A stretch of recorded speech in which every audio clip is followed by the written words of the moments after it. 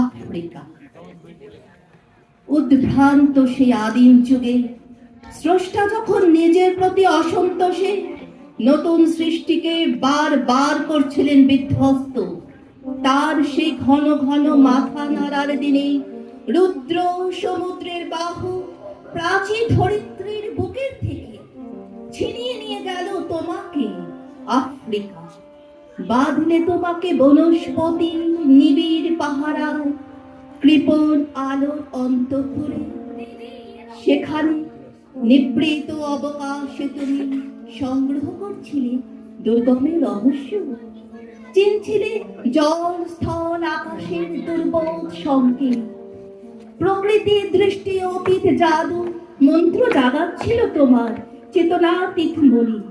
বিদ্রুপ করছিলে ভীষণ কি বিরূপের ছদ্মবেশে, শঙ্কাকে চাচ্ছিলে হার মানাতে, আপনাকে উগ্র করে বিভীষিকার প্রচন্ড মহিমা তাণ্ডবের দুন্ধুবিনী নাদে। হায় ছায়াবৃতা, কালো ঘোমটার নিচে অপরিচিত ছিল তোমার মানব রূপ উপেক্ষার আবিল দৃষ্টিতে।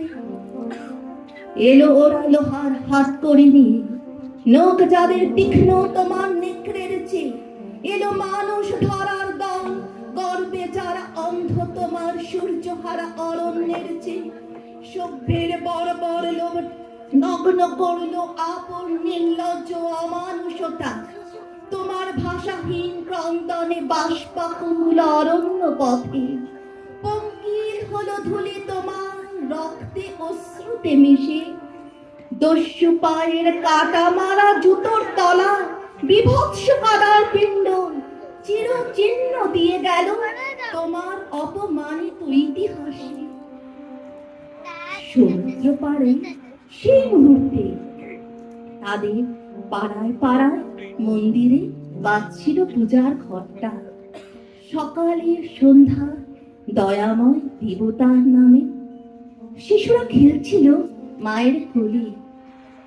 কবির সঙ্গীতে বেজে উঠছিল সুন্দরের আরাধনা। আজ যখন পশ্চিম দিগন্তে প্রদোষকাল, ঝঞ্ঝা বাতাসের ঊর্ধ্বশ্বাস, যখন গুপ্ত গহ্বর থেকে পশুরা বেরিয়ে এলো, অশুভ ধ্বনিতে ঘোষণা করলো দিনের অন্তিম কাল। এসো যুগান্তের কবি, আসন্ন সন্ধ্যার শেষ রশিপাতে দাঁড়াও ওই মানহারা মানবের দ্বারে। বলো ক্ষমা করো, সেই হোক তোমার সভ্যতার শেষ পুণ্যবাণী। ধন্যবাদ।